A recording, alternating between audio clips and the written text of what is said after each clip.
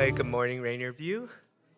We are on the fourth week of our series on the Magnificent VII. I had someone ask me a couple Sundays ago, is this a series about cowboys? It's not. So I'm so sorry for those of you who expected that. However, this morning we are going to talk about the Magnificent Seven, just a little bit at the top. I didn't really know anything about this movie because personally I don't like Westerns, but wow. Wow, goodness. I haven't gotten a groan like that since I said I don't like baseball, but that's a different story altogether. My mom really loved Charles Bronson. You might be familiar with that actor. And my wife also really likes Charles Bronson, which is weird because he was a star back in the 1960s. But the point is, both of them are just like, you need to watch The Magnificent Seven. You need to watch Charles Bronson. And as you know, in that movie, Charles Bronson plays a cowboy that befriends a group of children. And by the end of the movie, he sacrifices himself. He lays down his life in order to save them. Now, if you're thinking, that's a big spoiler, you had since 1960 to watch this movie, so I don't feel bad. But I wanted to bring that up because that concept of laying down one's life connects to the I am statement that we're going to be taking a look at this morning. It is the I am the good shepherd who lays down his life for his sheep. But before we get into that, there's something I want to kind of do a quick review with and also give you some background information as well. Over the last few weeks, we've been talking about Jesus' I am statements. There's 7 of them, hence the Magnificent Seven. We talked about how Jesus is the bread of life. He has also said, I am the light of the world. He's also said, I am the gate. And if you've been listening, if you've been following along, you might have caught it. You might have seen it in your Bibles, but each of these statements take place during holidays. And there's something very interesting and fun going on here in John's gospel, and I kind of wanted to show you a little bit of that by putting together a little graphic for you here. John's holidays and the I am statements work in tandem. In order to fully appreciate Jesus' I am statements, it's good to know something about the holidays they take place in. So if you look at the screen here, the first circle up on the top left is green. I made it green to represent spring. During spring, there is the holiday of Passover, where the Jewish people gather together and they remember that they used to be slaves in the land of Egypt, but then God freed them. And they crossed the Red Sea, and afterwards, God did what? He provided them with bread from heaven, so that they were nourished in the wilderness. And so it's during this celebration that Jesus shows up on the scene in John 6, and he declares, I am the bread of life. As you are thinking about bread from heaven, I am telling you, I am the true bread from heaven that will satisfy your souls. And Pastor Crystal taught that passage very well for us, and you all remember it because you never forget anything on Sunday mornings. And then from there, we move on to the fall orange and the festival of Sukkot. It's the festival where the Israelites think about their 40 years in the wilderness and how they were unfaithful, but God was faithful. And one of the ways his presence was made known was that he led them by a pillar of cloud by day and a pillar of fire by night. And so to remember the fire, they would light up the city and they would have a festival of lights. And during that moment, Jesus once again pops up on the scene and says, I am the light of the world. I'm not just the light that was with your ancestors in the wilderness all those years ago, but I am a new light for your generation that will take you out of darkness and bring you into marvelous light. And so then today, we are in the blue season, the winter season, and the season where the Jewish people would be celebrating Hanukkah.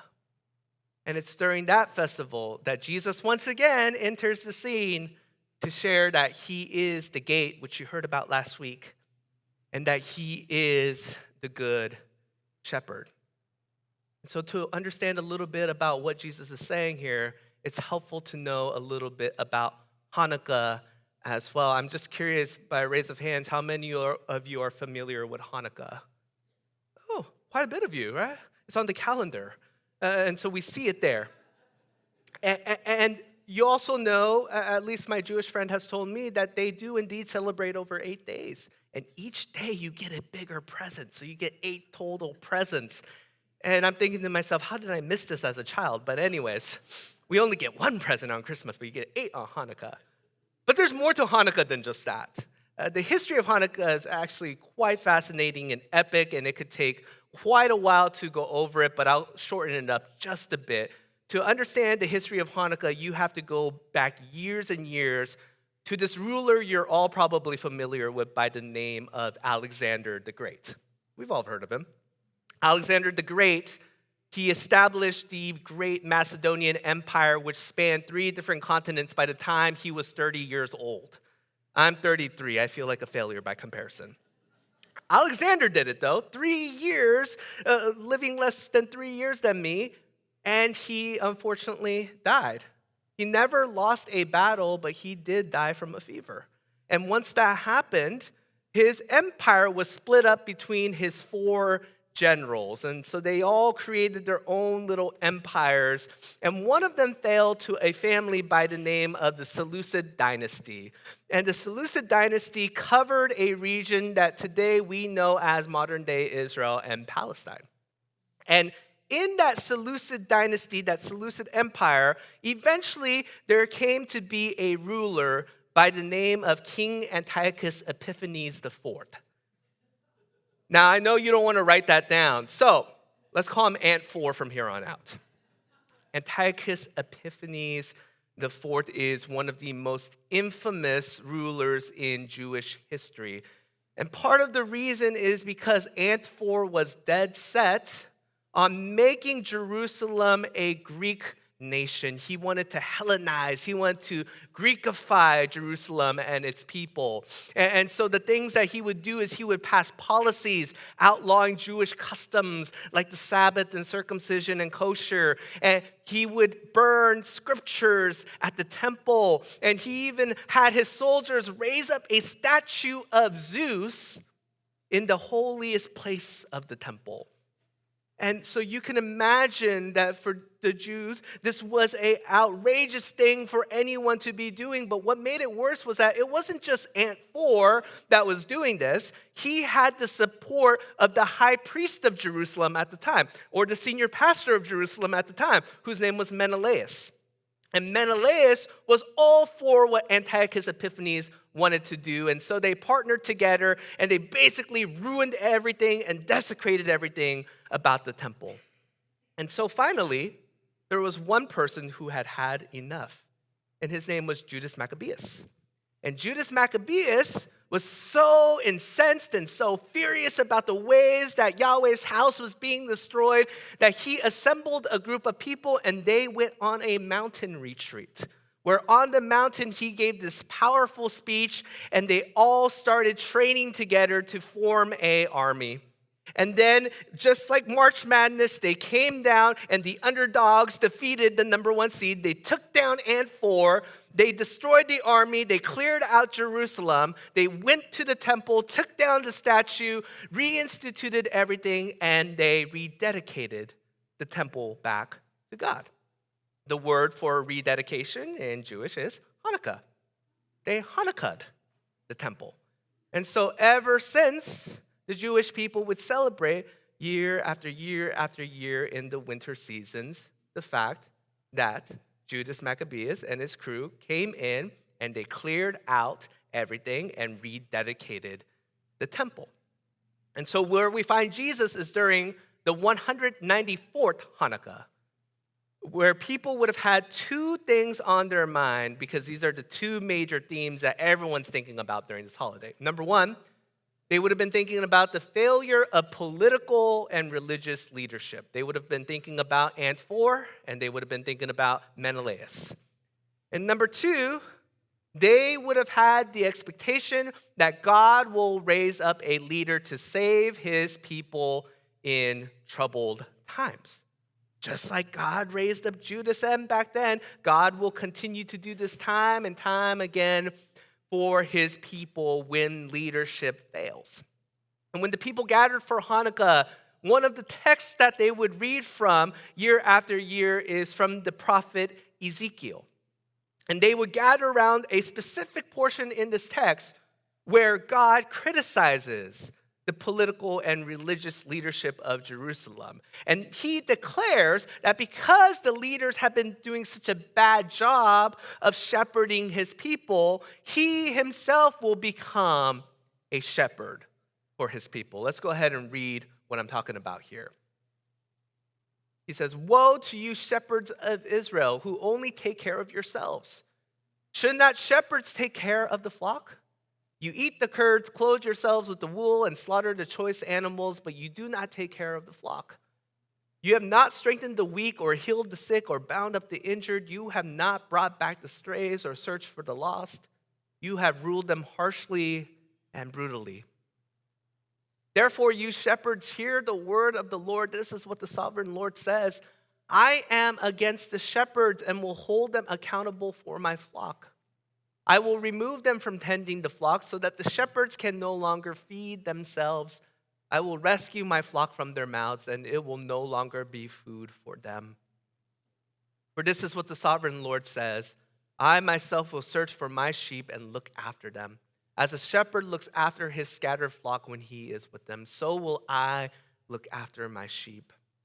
I will rescue them from all the places where they were scattered on a day of clouds and darkness." So I want you to imagine with me that you are at the 194th Hanukkah celebration, that you are a Jew and the Temple of Jerusalem. You are hearing this passage, and if you are in that space, you would have felt, just like your ancestors 194 years ago, that these words are just as relevant for your current situation. Because just as 194 years ago, Ant 4 was an issue, in that current time, in the day that Jesus was there, the issue was the giant Roman Empire and Emperor Tiberius and the ways that that has impacted your community and your life. And just like the problem of Menelaus, the religious leadership was refusing to do their jobs. You would have been thinking about the Pharisees, who cared more about rule keeping and being holier than thou. And as Jesus described them, they were religious leaders who were whitewashed tombs. They looked good on the outside, but were decaying on the inside. And you would have also thought of the Sadducees as well, who were supposed to be for the people. And instead, as your religious leaders, they have sold out to the empire.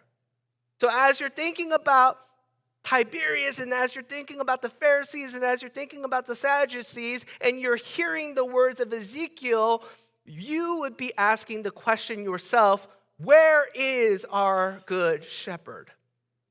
Where is the one who will come and actually care about his people? When will God send the shepherd? Or better yet, when will God himself tear open the heavens and come down and be the one who will oversee his flock? And this is where Jesus enters in. And he says to those who are asking this question, I am the good shepherd. The good shepherd lays down his life for the sheep. The hired hand is not the shepherd and does not own the sheep. So when he sees the wolf coming, he abandons the sheep and runs away.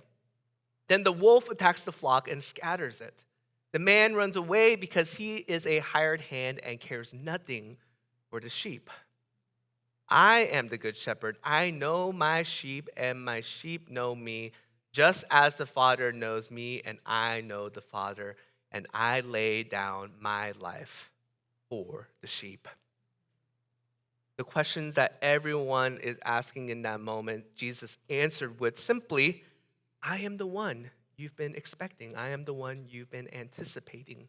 Again, I am the good shepherd, which is actually not quite unusual for anyone to be saying that in those days, because the idea of a good shepherd, the concept of one, was something that everyone did. It wasn't unique to Jesus to use this kind of language. If you look at Egyptian ancient writings, pharaohs often called themselves good shepherds.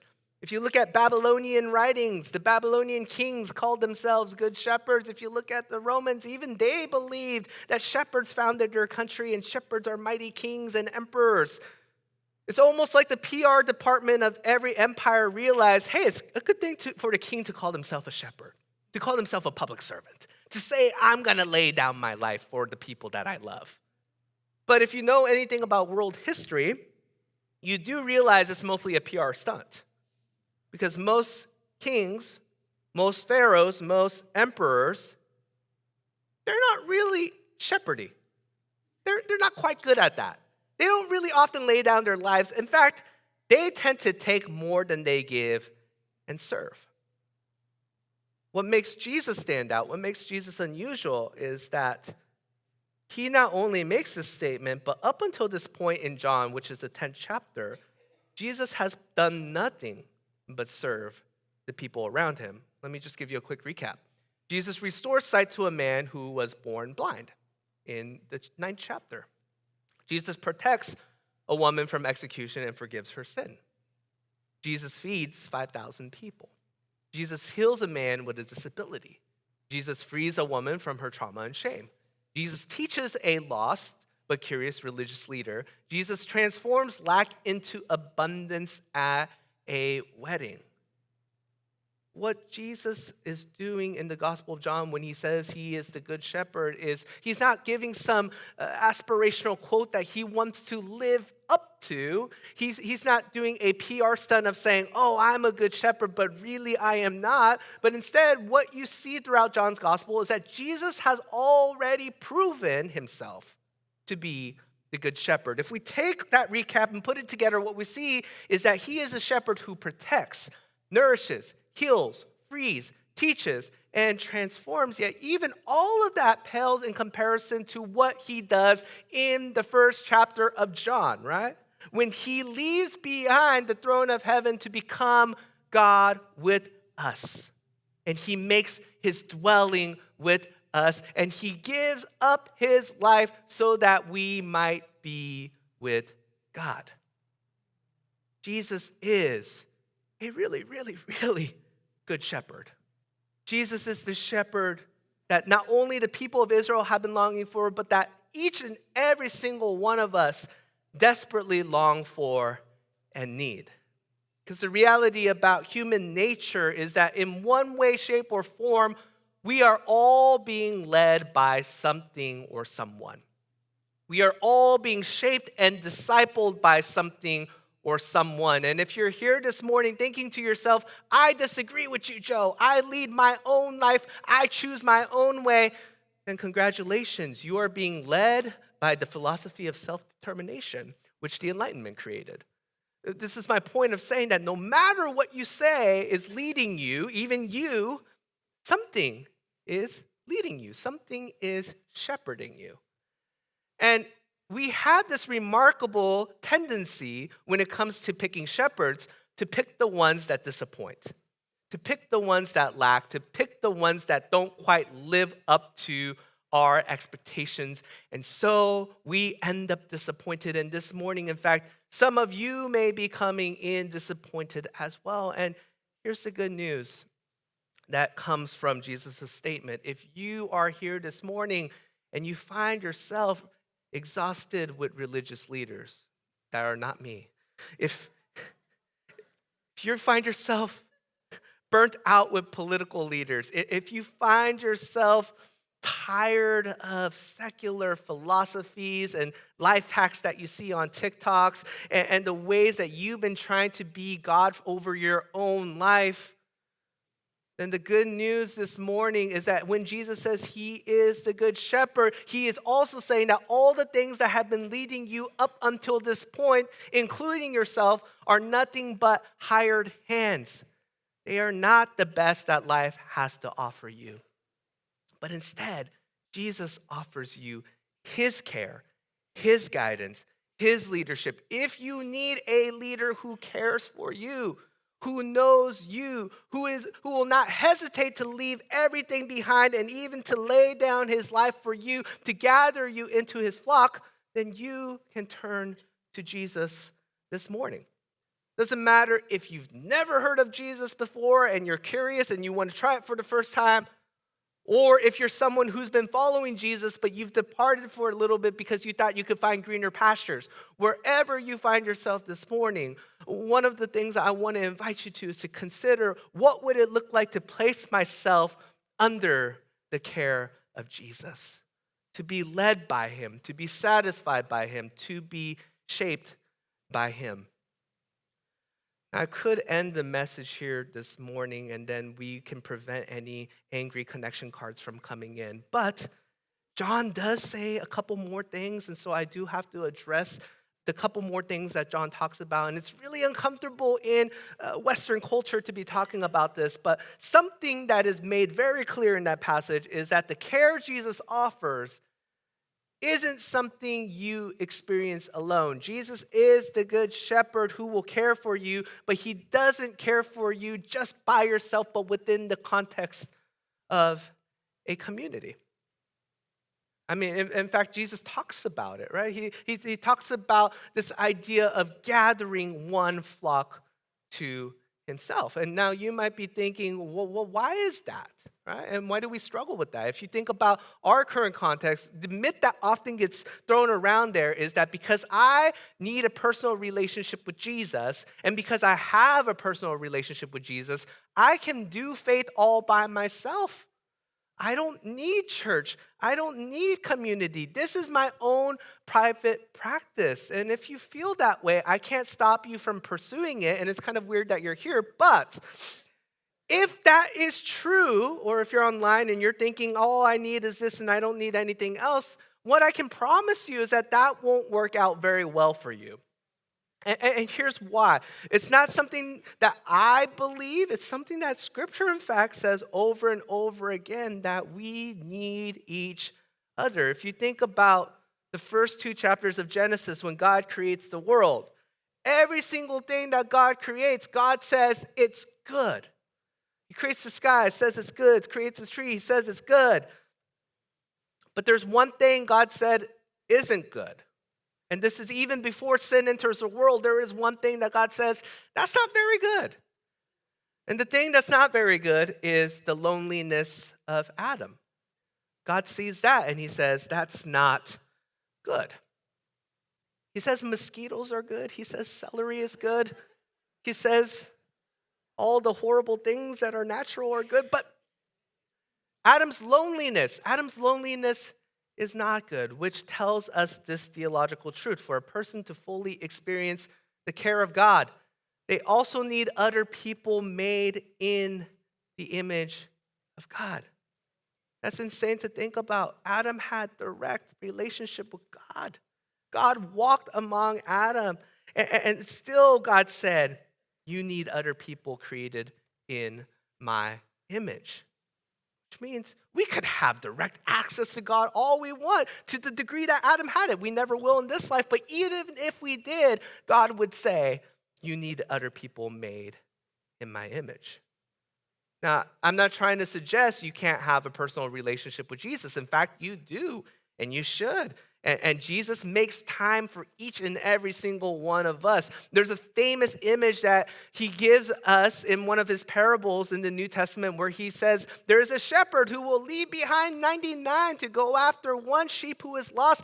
I'm that kind of shepherd. Jesus will do that for you. He will leave behind 99 to spend time with you, to focus on you. And yet Jesus doesn't leave you to just you.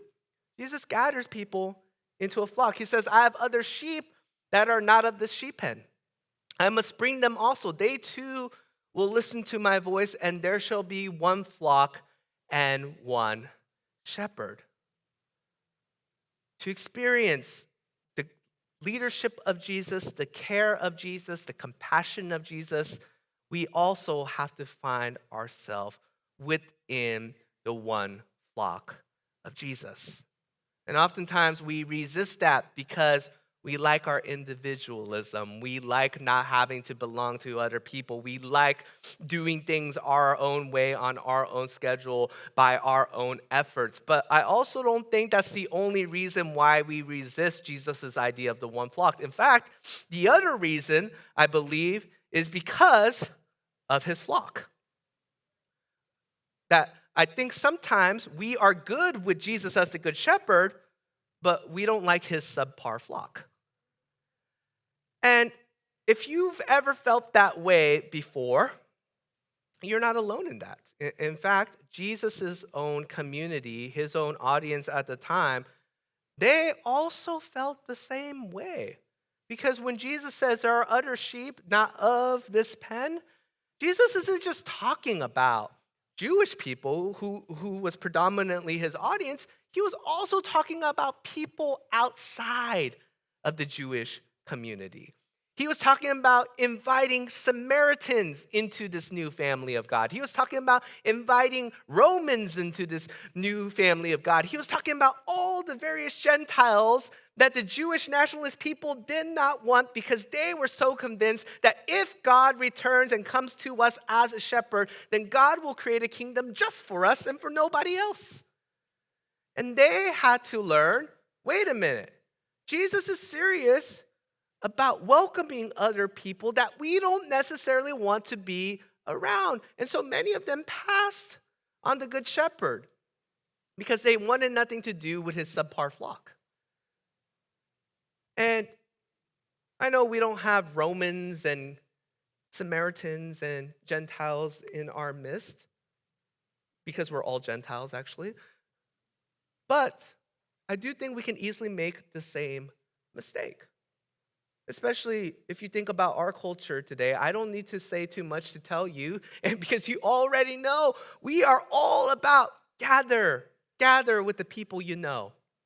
Gather with the people you like. Gather with the people who see the world just as you do. And we're told constantly the same message that the best place where we will feel most loved, most understood, and most cared for are those community with the people who are just like us.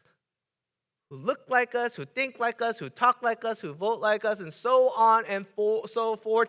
And to demonize those who are nothing like you. That is the atmosphere in which we live.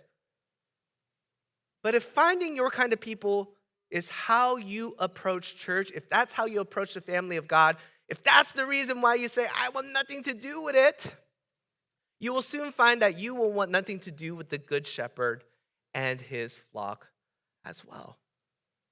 You can find yourself under the care of Jesus, but in order to do that, you must also say yes to the flock and the family that Jesus wants to create. And that can be very, very challenging for us. That can be really bothersome for us. And we might want to say, well, no, I don't want that for me. But if you don't want that for yourself, the danger is then you will not get the shepherd either. One of the things that Jesus' words challenge us with is, will we be willing to find ourselves within the family of God as well? Will we plant ourselves in the context in which Jesus hopes to love us and care for us?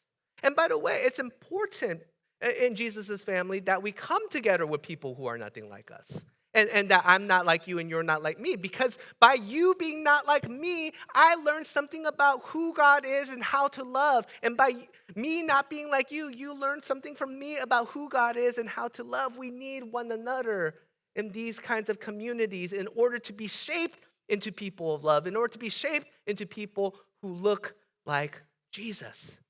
It's a package deal. It's to have the shepherd, you must also be a part of the flock. This morning, I imagine we find ourselves in two possible places.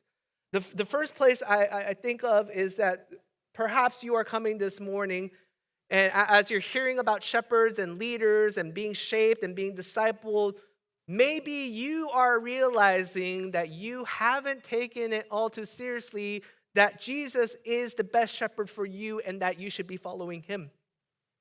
And the question I have for you this morning, for you to wrestle with today and for the days ahead, is what is keeping you from following Jesus' leadership? Can you be honest today about who or what you've been following? And then, Has that been enough for you? And what I'm convinced of is that if you take the time to ask yourself these questions, what you will realize is, no, it hasn't been satisfying. Me leading me has not been satisfying. The various worldviews that I can inherit have not been satisfying. The ways of politics has not been satisfying. The way of religion has not been satisfying. I need something better. I need something greater. And if you're feeling that this morning, if you're feeling that this week, I would welcome you to try Jesus. Give Jesus a try. It's free. He already paid it, right? It's free. I would say give the Good Shepherd a try. Give the one who loves you far beyond you can imagine. Or if you've been following him and you've departed for a little bit, turn back this morning and find yourself under his care. Now, maybe that's not the group you're in. Maybe that's just the first group. Maybe you are in the second group. Maybe you are following the shepherd and you're all for the good shepherd, but you struggle with the flock. You struggle with the flock because of your individualism. You struggle with the community because maybe the community's subpar. Maybe they're different. Maybe it's uncomfortable. And the question I have for you is, regardless of your reasons for staying away from the flock, are you experiencing all the joy, peace, and goodness Jesus wants for your life the way you're doing your faith today? Is keeping to the right kind of people helping you to better know the love of God and become more like God? And once again, if you spend enough time asking yourself these questions, what you're going to realize is no, it's not. It's not. Doing faith on my own is lonely. It is not comforting. It is difficult to follow Jesus on my own. And also, by only sticking to the people that are like me, I don't grow in my capacity for empathy or for compassion or for love or for grace. So I am not growing in to likeness of Jesus. And if you find that that's you this morning, that you have not had community, that you are disconnected, you're going to hate me for the next step because you hear this over and over and over again. But I would recommend, think about joining a group. Think about joining a community group. Why? It's not because Trevor needs the numbers, although the numbers look good for him. It's not about that. It's not because Crystal needs the numbers. It's because we believe fiercely that you can't just come here Sunday morning and then leave and then get all the care that you need. Because we don't want you just to be a face at church. We don't want you just to be a name at church. We don't want you to just occupy a chair. We want to celebrate the goodness of life with you. We want to lament what is hard in life with you. We want to be able to support you when you need that kind of care. And that happens in community groups. That happens when we gather together in smaller spaces with people who are just like us and people who are nothing like us. In those spaces, we are formed to be people in love, and we care for one another, and we experience the fullness of Jesus' shepherding. So if you're finding yourself disconnected this morning, you have a connection card. There's pastors out there. Find someone, let us know you want to get connected, and we'll figure out the next steps for you. With all that said, would you join me in prayer as we head into a time of communion this morning? Lord Jesus, I thank you that you are the Good Shepherd. And not just as a PR stunt, and you don't say that as I hope to be one someday, but you have proven yourself time and time again throughout the ages. And this morning, I ask that for many of us who are showing up quite disappointed with the people who've been leading us and things who've been leading us, I ask that we might turn to you this morning and come to find the one who did not hesitate to give up everything that we might have life. I ask that you would help us to entrust our care to you, Jesus, that we might follow you, that we might see you as the one that gives us true life and true meaning and true security. And I ask that as we do this, would you help us to do this in the place that you have determined to express this care within the context of your flock? At times, we can feel that your flock is subpar, that it is weak, that it is deficient, that it is annoying. And oftentimes, that's because we're weak, we're deficient, we're annoying. And yet you loved us greatly, and you placed us into these communities to become people of love through experiencing your image bearers. So God, if we have not found ourselves in community, I ask that you would push us, you would encourage us, you would motivate us to do so, that we might experience the richness of the family that you have created. And now as we come to the table this morning, to break the bread and to drink from the cup, let us be reminded that this is what it means for you to have laid down your life, that you gave it up on the cross on our behalf, that we may have the forgiveness of sins, that we may have relationship with you, and that we may hope for the life eternal. We thank you for these great gifts, and we partake in them today. And we pray this all in your name, and all people said, amen.